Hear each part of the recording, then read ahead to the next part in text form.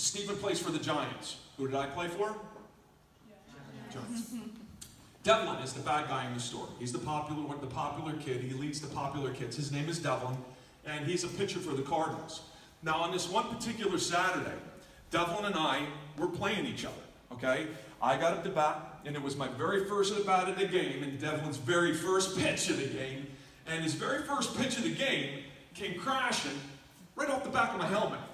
It hit my helmet so hard that I went right down in the dirt, and I got back up and had to thank my lucky stars that I didn't end up in the hospital. But at this point, I'm thinking diplomacy, right? Like my dad said, no violence. But I couldn't help but wonder, was it a pitch that had just gotten away from him, or was it intentional? I mean, it was pretty well known at school. Devlin doesn't like me. He's one of the popular kids, so as far as he's concerned, he's that shining star, and I'm just blocking his light. I mean, Devlin's an all-around fantastic athlete. There isn't anything he doesn't do well. And everybody in this town thinks that he's bound for greatness, especially Devlin. Now, with all that talent, you would think, that'd be enough for anyone, right? You would think that. But it's not for him.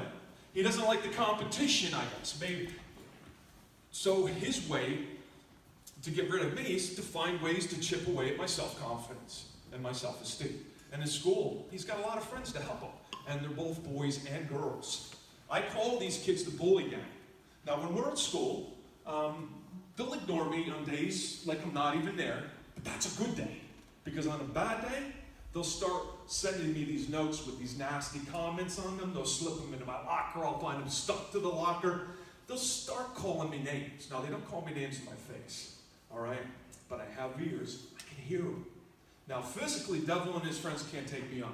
I am bigger than they are, and I am stronger than they are. And even though Devlin is only a couple inches shorter than me, I've got him by 40 pounds, which makes fighting with me a whole lot less appealing. I mean, none of them actually want to get hurt trying to battle with me, so it's just become this game of mental bullying.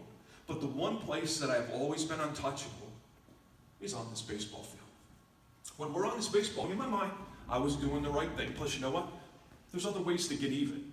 I was just going to take advantage of my free pass. Now, my ears were still ringing from how hard that ball had hit my helmet, but my mind was never clear. If he wanted me out of the game, he was going to have to earn it, and I was going to make him work for it.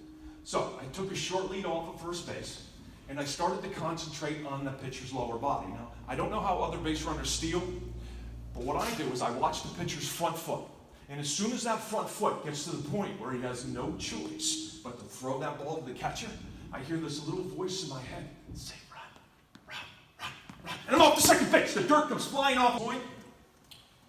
There are no outs. And I'm now standing on second base, which has given him something to think about. If it were anyone else, Devlin would just battle it out with the hitter. But it was me standing there at second base, and the last thing in the world he wanted was for me to score. The problem for Devlin at this point is he was so worried about me that it was affecting how he was throwing the ball. His first two pitches to Will, who's our second baseman, both sailed high for balls. So at this point, I'm in desperate strides. Now, this was a risky move, and one I knew my coaches were not going to like very much, especially if I got thrown out. But I was a bullet headed to the target. The infielders started with their usual panic screaming. I could even see the catcher trying to stop his throw and switch directions, but he couldn't do it. Instead, he made this awkward throw back to the pitcher, and by the time the ball got the third in, at the third baseman to throw the ball, no one could hear Devlin. Devlin's on the pitcher's mound, and he's screaming like a maniac, but no one could hear what he's trying to say. Baseball is a game of strategy. You have to think ahead a few moves. It's kind of like chess. And as the king chess player on this baseball field, I knew exactly what Devlin was yelling. Hold the ball! Because that's what I would be saying here. Hold the ball! But the third baseman took the bait, and he went for a while. And as soon as he did, I was on my way home.